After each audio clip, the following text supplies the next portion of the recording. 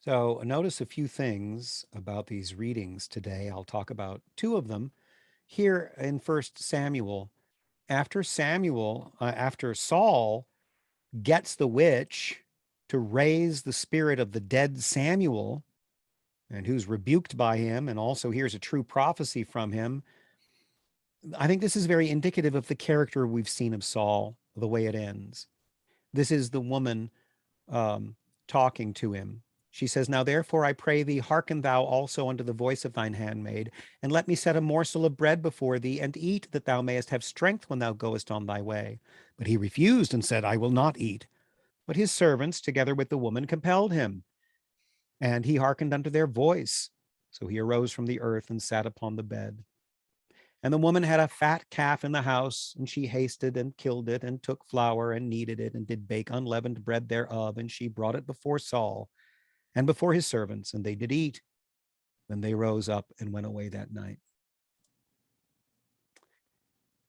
Even when Saul is fasting because he's overwhelmed at the prospect of the impending defeat, and perhaps fasting to make atonement for his sins, which have included raising the spirit of Samuel. He's suppressed all of the witches, he's suppressed all of the fortune tellers, and of course, he goes to find one himself in his hour of need because God won't respond to him. So he shows a kind of contrition, or at least he shows that he's overwhelmed by this feeling of impending doom when he fasts after Samuel has prophesied to him his impending defeat.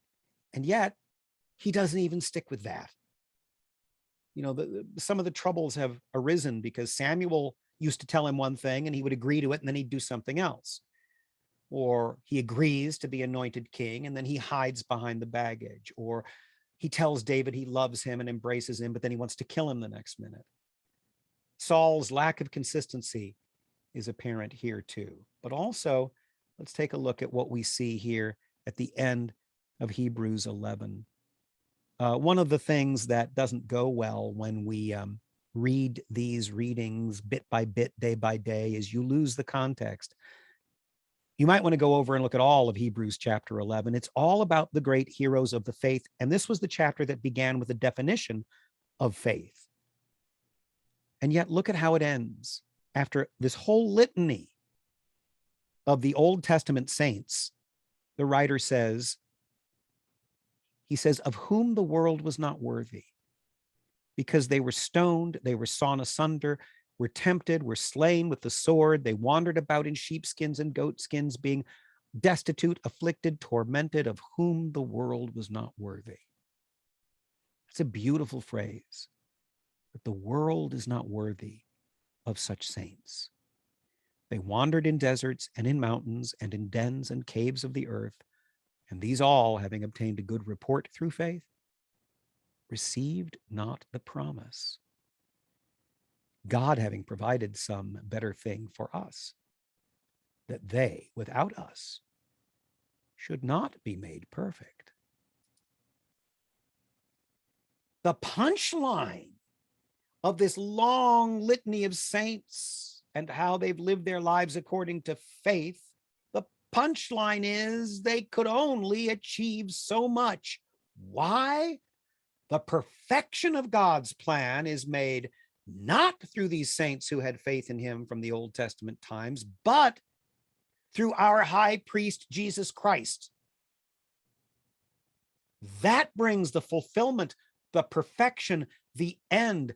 This is the promise that was reported to these saints of old, which they saw but could not enjoy, the same way that Moses, after leading the people through the wilderness for 40 years, is not able to enter into the promised land. He merely climbs the mountain and sees it from a distance, and then he dies.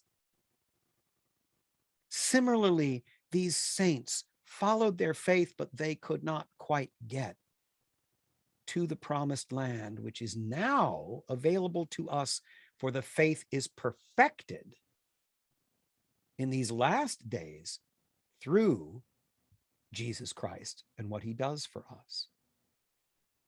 Really, it's the first time I've noticed that because chapter 11 of Hebrews is people know it for this great litany of saints, Old Testament saints, but they don't recognize that the point of this litany is that as great as these people were,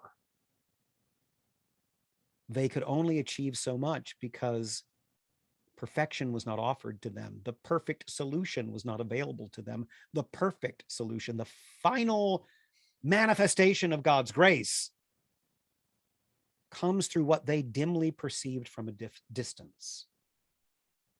Because as he says earlier, these things that appeared in the New Testament were sort of foreshadowings.